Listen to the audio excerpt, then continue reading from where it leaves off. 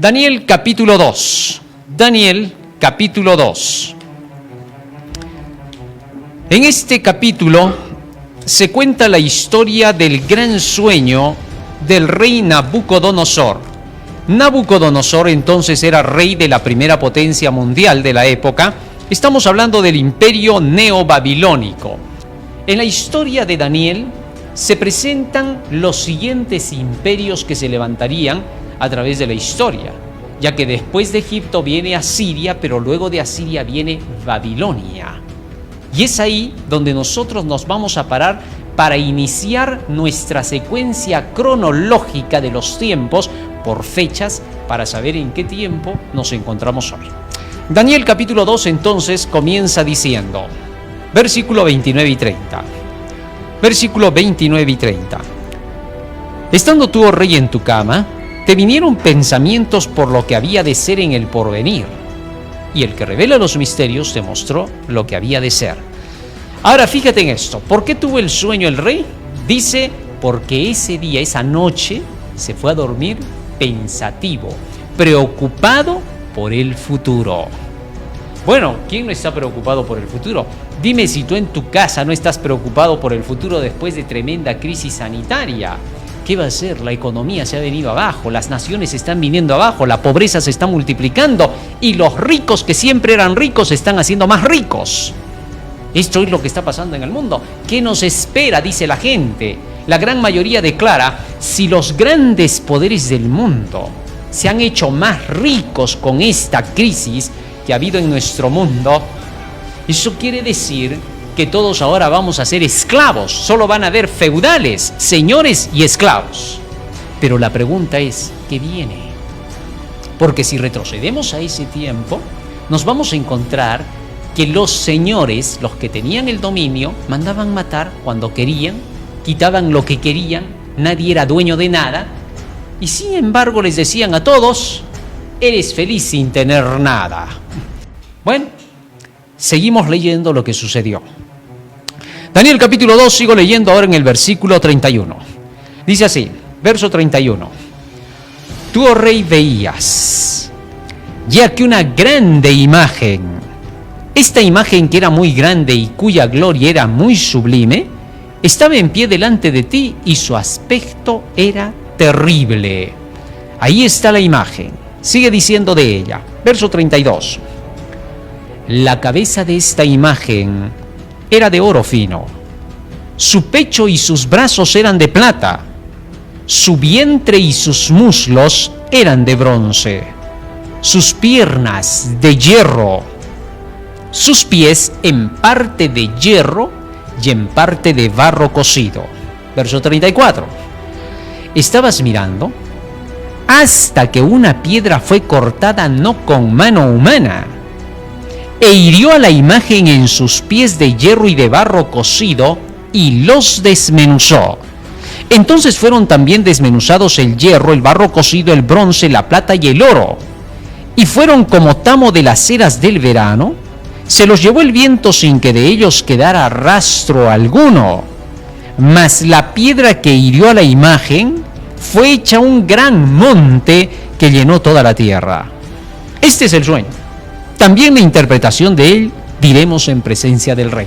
Ahora, fíjate, en este sueño se le mostró al rey prácticamente todo el futuro de la historia, de una manera simbólica, a través de una grande imagen que estaba compuesta de 4 metales y una rara y extraña mezcla en los pies.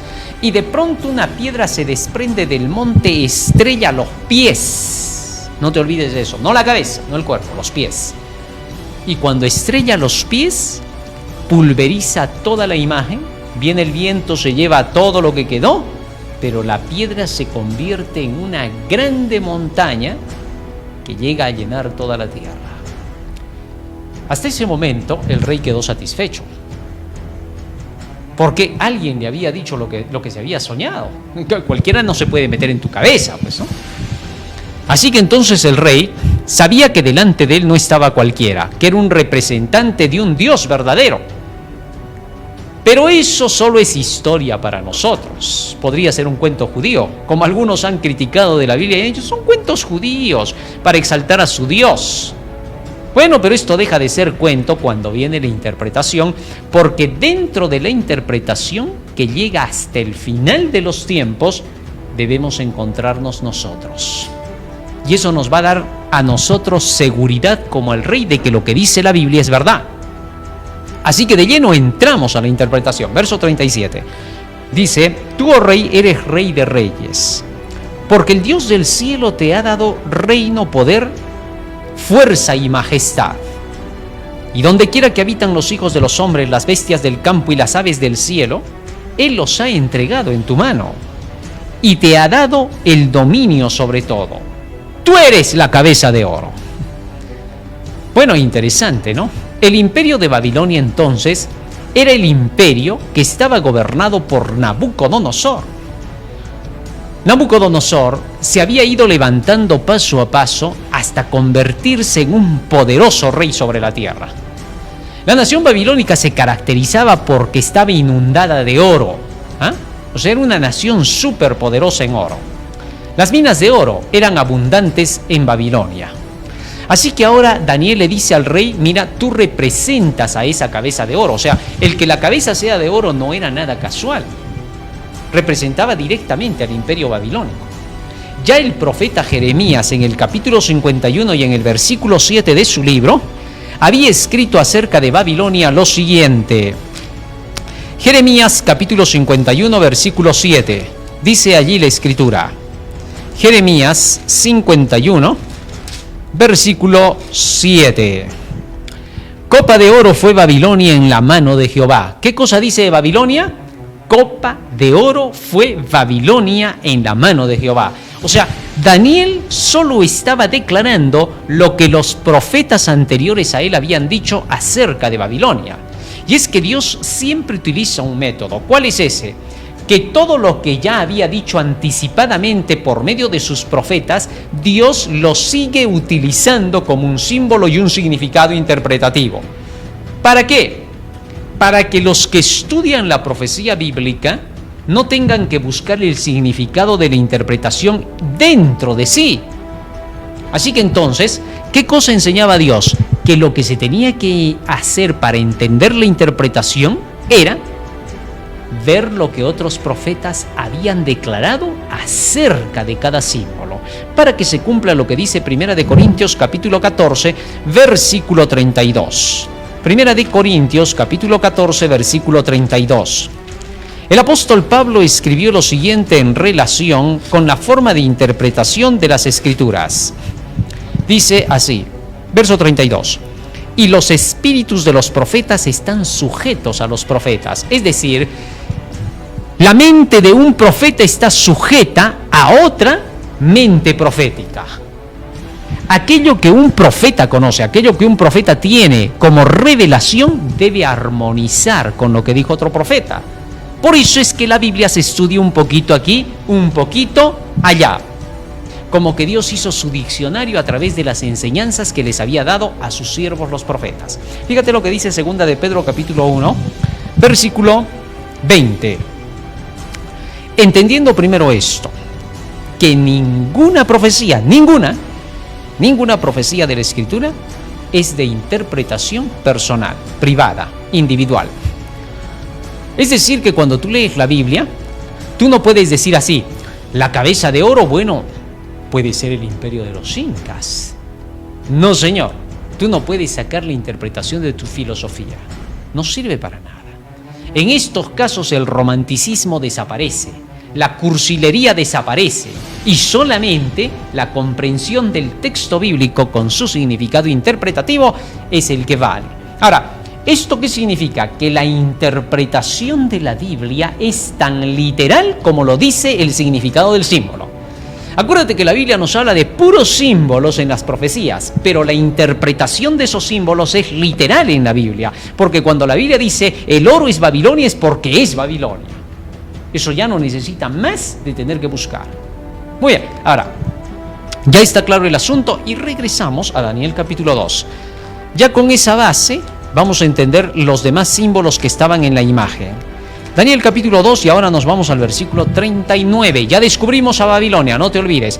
El imperio de Babilonia, desde el año 605 hasta el 539 antes de Cristo, cuando cae Babilonia en manos de los medos y los persas. Algunas partes de la historia, algunos historiadores van a poner la fecha del 538. No hay inconveniente porque existía el año ascensional. Así que entonces, si encontramos 538 o 39, no vamos a rasgarnos las vestiduras por eso, sino que simplemente es cuestión de la forma en que la pintaron los historiadores, contando el año ascensional o sin contarlo de los emperadores antiguos. Muy bien, ahora, el verso 39 sigue diciendo lo siguiente. Verso 39.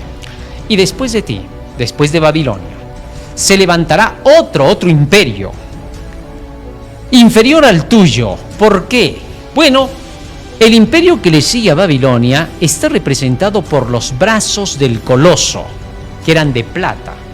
Así como la plata es inferior al oro, este imperio sería inferior a Babilonia. Este imperio fue precisamente el de los medos y de los persas. Ciro el Grande fue quien entonces, juntamente con su tío Darío el Grande, conquistaron a Babilonia, y Ciro, siendo sobrino de Darío, le dejó la parte de Babilonia a su tío, así que él tenía la parte de Media y Babilonia. Pero resulta que su tío 2 años más tarde muere, y al morir todo es anexado a Persia, ya que Ciro era a la vez general y rey. Por tanto, como general de sus ejércitos, también se convertía en general de su propio tío. Interesante, ¿no? Ya que lo puso como rey en esa parte, y como era Ciro el que manejaba los ejércitos, porque su tío solamente era representativo, entonces con todos sus ejércitos Ciro era general y a la vez era el rey, al igual que Alejandro el Grande. Muy bien, pero eso no queda ahí.